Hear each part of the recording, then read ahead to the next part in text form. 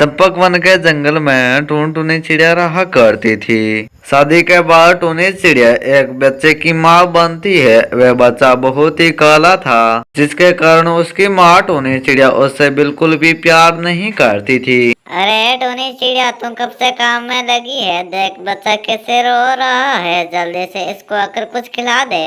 अरे बहुत प्यार जाग रहा है इस काली कलूटी पर, तुम ही इसका नखरे उठाओ। मेरे पास तो इतना समय नहीं है कि मैं इसकी निगरानी रखूं। पता नहीं मेरे कौन सा जन्म का ये पाप है। अरे टोनी चिड़िया, तुम ऐसा क्यों कह रही हो? इसको प्यार तुम नहीं दोगी तो कौन देगा इसको? कालो कौवे के बार बार कहने पर भी टूनी चिड़िया उस ओर बिल्कुल भी ध्यान नहीं देती है और वे वहां से चली जाती है। इस तरह से काफी समय बीत जाता है और फिर टूनी चिड़िया एक फिर से बच्चे की माँ बनती है। वह बहुत ही सुंदर थी। उसका नाम टूनी चिड़िया टूनी चिड़िया रखती है। टूनी चिड़िया थोड़ी बड़ी हो जाती है तो उसकी माँ उसको एक बड़ी कॉलेज में भेज देती है। उसको स्कूल जाते देखकर टूनी चिड़िया की छोटी बेटी उससे कहती है,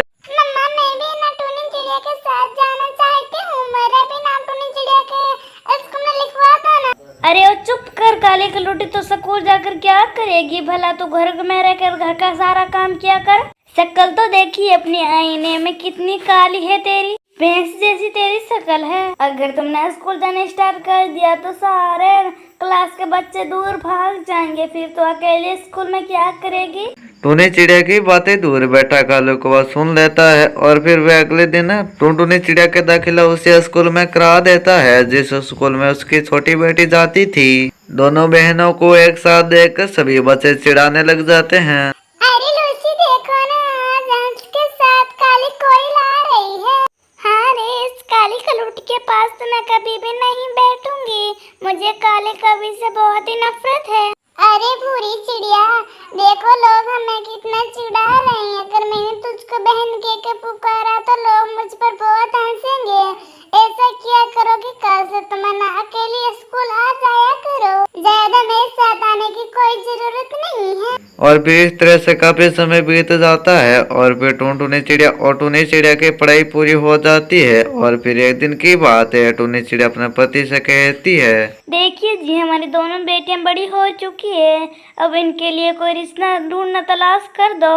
अरे टोनी चिड़िया, तुमने तो मेरे मुँह की बात छीन ली है। वह ना बट्टी कबूतर वह विदेश में नौकरी करता है, उसकी बहुत ही अच्छी आमदनी होती है। अच्छी बात यह है कि वे भूरी चिड़िया को देखने के लिए आ रहे हैं। और फिर अगले दिन की बात है, बंटी कबूतर और उसकी माँ गोरी कवि आती है। बुरी चिड़िया को देखकर गोरी कवि उसको कहती है, देखिए जी, वह सब तो ठीक है, पर आपकी बेटी का रंग थोड़ा काला है। अगर आप अपनी छोटी बेटी की शादी करना चाहते हैं तो मैं तैयार हूँ। ठीक है जी, मुझे तो कोई एतराज नहीं है, दोनों मेरी बेटियाँ हैं। इस तरह से टूनी चिड़िया की शादी बंटी कबूतर से हो जाती है और फिर वे विदेश चली जाती है। अपने पिता को दुखी देखकर बुरी चिड़िया उससे कहती है, पापा आप दुखी क्यों हो रही हैं? मुझे भी शादी नहीं करनी, मुझे तो अभी पढ़ाई करनी है।